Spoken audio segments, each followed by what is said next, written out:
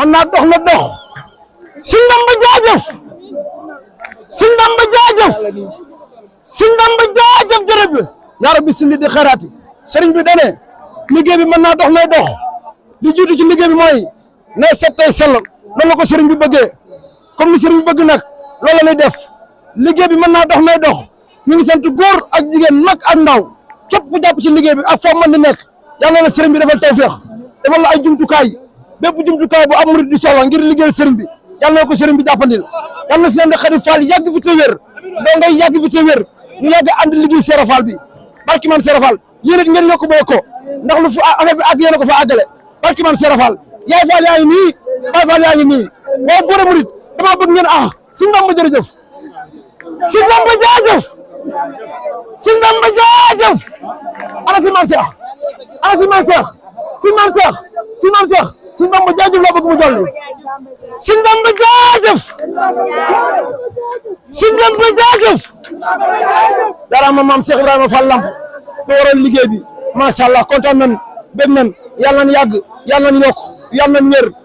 jumtukaay bu am murid di soxla ngir liggéey sëriñ bi yàlla bu nu ci kenn ëppale barki maam Cheikh Fall wan siraara xalq wal risaaya wal jinne wal seytaane wal balaayi ma balaahi wa ma amraadi wa birdaatil xaadi axraadi xëyum laa yamut abada illa sulu janna sayid ide laahu baxda ñeemul soxna yàlla na am soxna ñëwul borom kër yàlla na am borom kër ñu bëgg a dolli yàlla na dolli ñu bëgg a tukki yàlla na tukki ñu bëgg a yokk yàlla na yokk adduyee ak njël Allah barki maam Cheikh Fall ba day neex te nangu nag Fall Cheikh Bamba réer no ba ñibbee sudul ko nag maam Cheikh Fall Cheikh Bamba réer no ba ñibbee sudul ko nag maam Cheikh Fall Cheikh Bamba réer no ba ñibbee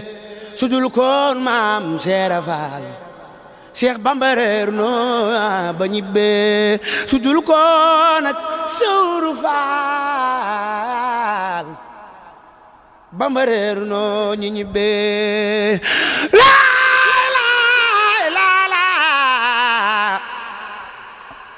la ilaha illallah dab nga leen jiitu leen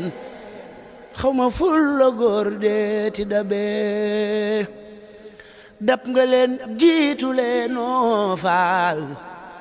xaw ma ful la góor de ti dabe dama leen jiitu leen xaw ma ful la góor de ti dabe barki Cheikh